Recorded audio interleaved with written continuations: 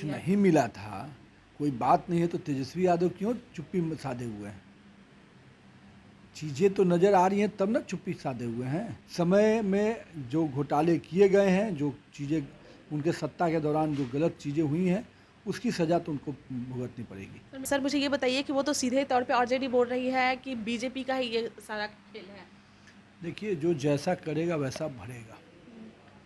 जो ज़मीन for job घोटाला करेंगे और उनके शागिर्द और उनके जो साथ में जो संलिप्त लोग हैं, उन पे कार्रवाई होगी तो बेचैनी तो होगी, स्वाभाविक है। सीबीआई उन्हीं के दरवाजे दस्तक देती हैं जो माफियागिरी करते हैं, भ्रष्टाचार करते हैं, तो निश्चित रूप से वैसे लोगों को तो सज़ा मिलेगी ही। अब उनको लग रहा है कि बीजेपी कर रही है।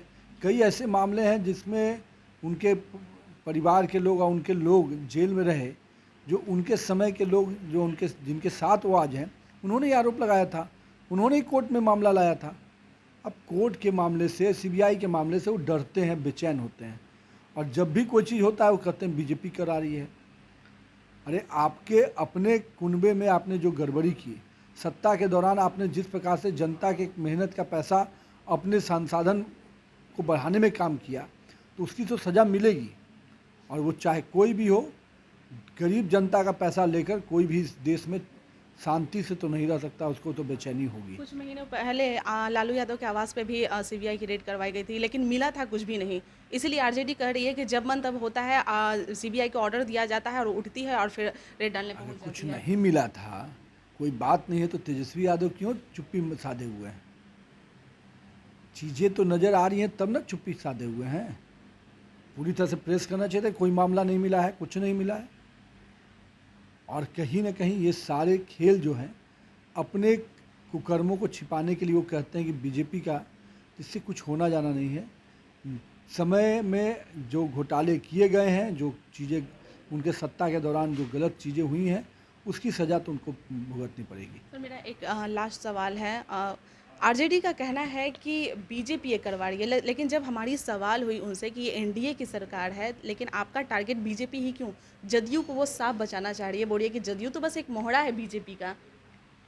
तो जदयू मोहरा है, अब जिसके राज्य के एक मुख्यमंत्री हों जिस पार्टी का, वो उनको मोहरा दिख रहा है, तो समझ से उनके राजनीति का सोच पे मुझे हंसी आती है।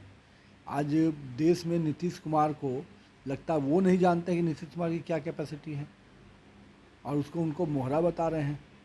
पूरी तरह से नीतीश कुमार जी का शुरू से मानना है कि भ्रष्टाचार के किसी भी मामले पे हम कोई कंप्रोमाइज़ नहीं करेंगे, और यही कारण है कि जब उन्होंने कुछ घोटाले किए तो नीतीश कुमार ने स्पष्ट रूप से उनका त्याग किया था। नीतीश कुमार हमेशा कहते हैं कि हम भ्रष्टाचार के साथ कोई समझौता नहीं करेंगे। तो फिर जदयू का रोल है, जदयू ऐसे किसी भी मामले में जहां पर भ्रष्टाचारियों को सज़ा होनी है, हमेशा भाजपा के साथ है। बहुत बहुत धन्यवाद सर। तो हमारे साथ नितिन नवीन जी जुड़े हुए थे और इनका कहना है कि जो जैसा करेगा वैसा ही पाएगा। आरजेडी ने जैसा किया है वैसा ही पाएगा, और तेजस्वी यादव चुप बैठे हुए हैं, इसका वो संदेश है। चलिए फिलहाल के लिए बने रहे लाइव बिहार के साथ। धन्यवाद। लाइव बिहार यूट्यूब पर सब्सक्राइब और फेसबुक पर लाइक ज़रूर करें।